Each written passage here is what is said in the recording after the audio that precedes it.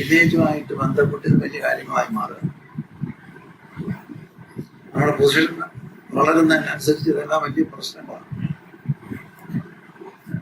അപ്പൊ അത് നടന്നുപോയ കാര്യങ്ങളാണ്. അപ്പൊ അത് വീണ്ടും കയറി വരുമ്പോഴത്തേക്ക് നമുക്ക് റീവാലുവേറ്റ് ചെയ്യാൻ, അത് വീണ്ടും കണ്ടോണ്ട് നിന്ന് മനസ്സിലാക്കാനും ഒരു അവസരമാണ് ഇത് കയറി വരുമ്പോൾ തരുന്നത്. അത് അങ്ങനെ മനസ്സിലാവാതെ നമ്മൾ അതിനെ അങ്ങനെ കാണാതിരുന്നു കഴിഞ്ഞാൽ ഇത് കാണുമ്പോഴേ അടച്ചു വെക്കില്ല, പെട്ടി അടച്ചതാണ്. ഇത് കണ്ടാ പേടി വരും, കണ്ടാ ഭയങ്കര പേടി. അങ്ങനെ കുഴപ്പമില്ല. ഞാൻ വീട്ടിൽ നിന്ന് ഇങ്ങനെ കുട്ടിക്കകത്ത് ഒരു 4 എണ്ണം നല്ല കള്ളത്തരം ചെയ്ത് മോഷിച്ചു. അപ്പൊ എന്താണ് കാര്യം എന്ന് വെച്ചാൽ നമ്മുടെ സ്കൂളിന്റെ മുറ്റത്തേക്ക് ആ റോഡ് സൈഡിൽ അമ്മമ്മ ഇരുന്ന് കുറച്ച് ഈ കാരക്ക, സിഗരറ്റ് മുട്ടായി, ഇങ്ങനെയൊക്കെ ഉള്ള സാധനങ്ങൾ വിൽക്കുന്ന ഒരു അമ്മമ്മ. അപ്പൊ ഭയങ്കര ഒരു ഡാർട്ടി അമ്മമ്മയാണ് ആക്ച്വലി. പക്ഷെ പിള്ളേരൊക്കെ അവിടെ പോയി ഈ അമ്മമ്മയുടെ സാധനങ്ങളൊക്കെ വാങ്ങിച്ച് കഴിക്കും. അപ്പൊ നമ്മുടെ വീട്ടിൽ ഇത് നിഷേധിച്ചിരിക്കും, ഈ വൃത്തിയോടൊന്നും വാങ്ങിച്ച് കഴിക്കാൻ പാടില്ല. അതുകൊണ്ട് പൈസ നമുക്ക് അങ്ങനെ സ്കൂളിൽ കൊണ്ടുപോകാൻ പൈസ തരത്തില്ല. കൂട്ടുകാരന്മാരെല്ലാം ഇതൊക്കെ വാങ്ങിച്ചൊക്കെ അടിക്കുന്നുണ്ട്. അപ്പൊ അങ്ങനെ ആലോചിച്ച് എന്ത് ചെയ്യണമെന്നൊക്കെ അങ്ങനെ ആലോചിച്ച് വന്നപ്പോൾ നമ്മളവിടെ കള്ളത്തൂട്ടുണ്ടായിരുന്നു നമ്മുടെ വീട്ടിൽ. എടുക്കാത്ത ഒരു കോയിൻ അവിടെ ഒരു സുബ്രഹ്മണ്യ സ്വാമിയുടെ ഒരു പടം ഇരിക്കുന്നിടത്ത് ചുമ്മെങ്കിലും അവിടെ വെച്ചിട്ട്. അപ്പൊ ഞാനും നല്ലൊരു പ്ലാനൊക്കെ ഇട്ടു. കാരണം ഇത് നമുക്ക് അവിടെ നിന്ന് അടിച്ച് മാറ്റണം. അതവിടെ നിന്ന് അടിച്ച് മാറ്റിയിട്ട് അപ്പുറത്തെ അവരുടെ വീട്ടിലേക്ക് തന്നെ ഈ ഭാഗത്തൊരു വീടുണ്ടായിരുന്നു. അവിടെ അവർക്ക് പാല് കൊണ്ടുവരുന്ന സൈക്കിളുകാരൻ പാല് കൊണ്ടുവരും. അപ്പൊ അവർ ഈ പാലുകാരൻ ഇതൊക്കെ റോഡൊന്നും ഇല്ല, ചതുപ്പൊക്കെ.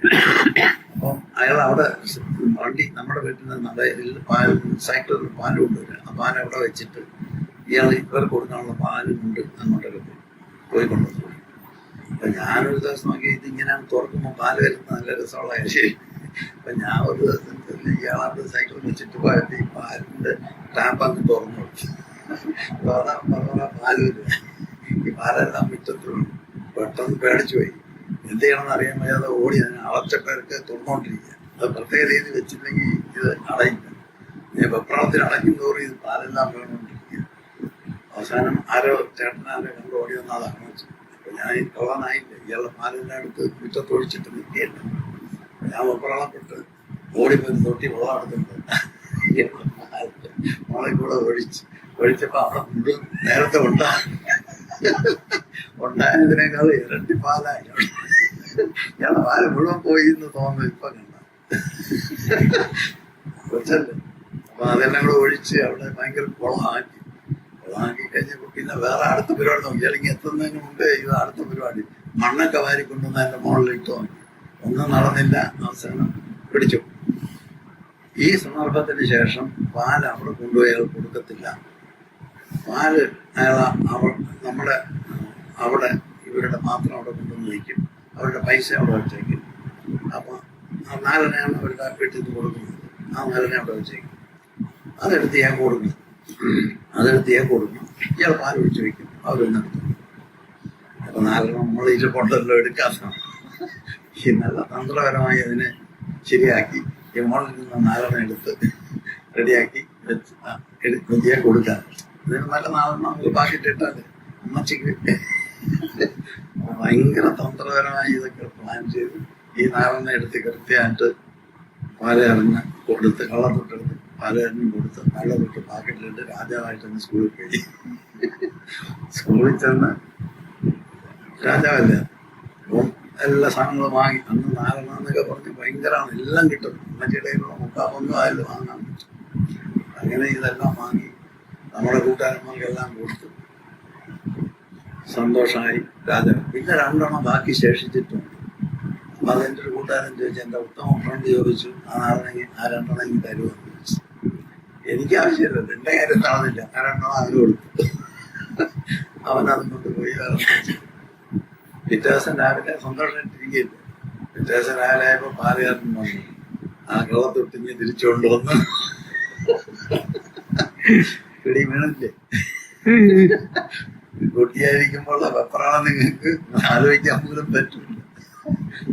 അച്ഛനാണെങ്കിൽ അച്ഛനറിഞ്ഞ അച്ഛനില്ല. അപ്പോൾ അച്ഛൻ ജോലിക്ക് പോയിട്ട് ആഴ്ചയിൽ ഒരു ദിവസം ശനിയാഴ്ച വരത്തുള്ളൂ.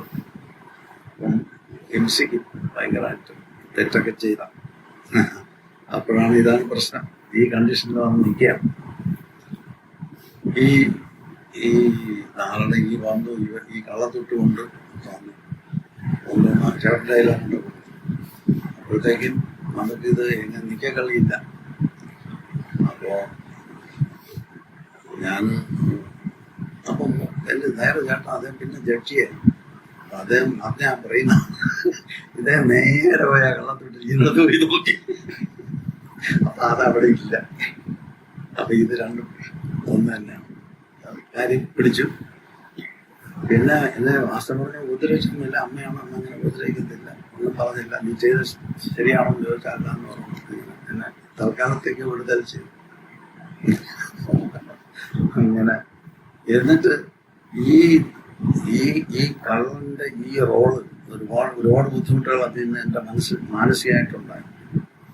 ഈ കള്ളന്റെ റോൾ അങ്ങനെ നിന്നതുകൊണ്ട് രാത്രിയൊക്കെ സ്വപ്നം കാണുക. ഇത് വലിയ സ്റ്റോറിയാണ്, ഞാൻ ചുരുക്കി ഇവിടെ കൊണ്ട് നടത്തി. രാത്രിയാകുമ്പോൾ ഭയങ്കരമായിട്ട് നമ്മളെ പിടിക്കാനായിട്ട് ഭയങ്കര ജന്തുക്കളൊക്കെ വരികയാണ് രാത്രി. നമ്മളിൽ നിന്ന് എസ്കേപ്പ് ചെയ്യാൻ വേണ്ടി ഓടുകയാണ് രാത്രി. എല്ലാവരും നൈറ്റിൽ നമ്മളിങ്ങനെ കണ്ടുകൊണ്ടിരിക്കുക. ഈ ഇമേജ് എന്ന് പറയുന്ന ഒരു സാധനം നമ്മൾ പോകുമെന്ന് ഭയം വരുമ്പോൾ നമ്മളെ അകത്ത് കിടക്കുന്ന മോഡെല്ലാം സ്റ്റെയർ ചെയ്തിട്ട് മെമ്മറിക്കകത്തുനിന്ന് അത് സ്റ്റോറിയൊക്കെ ബിൽഡപ്പ് ചെയ്ത് ഇത് കൊണ്ടുവന്ന് നമ്മൾ ഭയപ്പെടുത്തി ഇത് മനസ്സിലാക്കാൻ വേണ്ടി ഇങ്ങനെ പല കാര്യങ്ങളും ചെയ്യും. അപ്പൊ ഈ ഇമേജ് എന്ന് പറയുന്ന കാര്യം എന്ന് പറയുന്നത് കുട്ടിക്കാലത്തെ നമ്മൾ ഉണ്ടാക്കി വെച്ചിരിക്കുക. ഈ ഇമേജ് ഇല്ലാതായി മാറുന്ന ഒരുത്തനാണ് സ്പിരിച്വലായി നിൽക്കുന്ന ഒരാൾ. നമുക്ക് ഇമേജ് ഒന്ന് വിട്ട് നിൽക്കാൻ പറ്റൂല്ലേ? അതായത് യോഗമൊക്കെ ചെയ്യുന്നുണ്ടല്ലോ. ഇതാണ് അതിന്റെ കാര്യം. ഈ ഇമേജ് ഒന്നും പൊളിച്ച് കളയാനും പറ്റത്തില്ല. എളുപ്പം ഭയങ്കര സ്ട്രോങ് ആയിട്ട് നിൽക്കുന്നത്. അപ്പൊ അതിനകത്തൊന്നാണ് ഈ കോൺഫ്ലിക്റ്റുകളുടെ കാര്യം. അപ്പൊ ആ കണ്ടന്റാണ് നമ്മുടെ മെമ്മറി കണ്ടന്റിനകത്ത് ഈ സാധനങ്ങളൊക്കെ കിടക്കുന്നത്. അപ്പൊ അതുകൊണ്ട് നമ്മൾ അത് അവിടെ വർക്ക് ചെയ്യും. നമുക്ക് ഈ ട്രാൻസ്ഫോർമേഷൻ നമ്മൾ ആഗ്രഹിക്കുന്നെങ്കിൽ നമ്മുടെ ആ കണ്ടന്റ് ഇത് സർഫസ് ചെയ്യും. നമ്മൾ കയറി പോയി നോക്കേണ്ട കാര്യമൊന്നുമില്ല. അത് കയറി വന്ന് കാണിച്ചോളും. അകത്ത് കിടക്കുന്ന കാര്യമെല്ലാം കാണിക്കും. അത് കൃത്യമായി കണ്ട് മനസ്സിലാക്കുകയും അങ്ങനെ നമ്മൾ നോക്കുകയാണെങ്കിൽ ഇപ്പോഴും നമ്മൾ ചെയ്തുകൊണ്ടിരിക്കുന്ന കാര്യങ്ങൾക്കകത്ത് ഈ കോൺഫ്ലിക്റ്റുകൾ ഇഷ്ടംപോലെ കാണും. നമ്മൾ ചെയ്യുന്ന ഏത് കൊച്ചു കാര്യത്തിനകത്തും ഒരു കോൺഫ്ലിക്റ്റിംഗ് എലമെന്റ് കാണും. അപ്പൊ നമ്മൾ എന്താണ് പറയുന്നത്? ഞാൻ ഇങ്ങനെയാണെന്ന് പറഞ്ഞിട്ട് അങ്ങ് ചെയ്യാം, കുഴപ്പമില്ല, ഞാൻ ഇങ്ങനെയാണ് എന്ന് പറഞ്ഞ് ചെയ്യും. പക്ഷേ ആ കോൺഫ്ലിക്ഷൻ അവിടെ കിടക്കുന്ന കാര്യം കൺഫേം ചെയ്യാൻ പോവുക. കൺഫർമേഷൻ നിൽക്കത്തില്ല. അതവിടെ ഡീപ്പായിട്ട് കിടക്കില്ല. ഇത് അവസരം വേണ്ടി ഇത് കോൺഫ്ലിക്റ്റ് ചെയ്തിട്ടുണ്ട്. ഇങ്ങനെ അത് പോകും.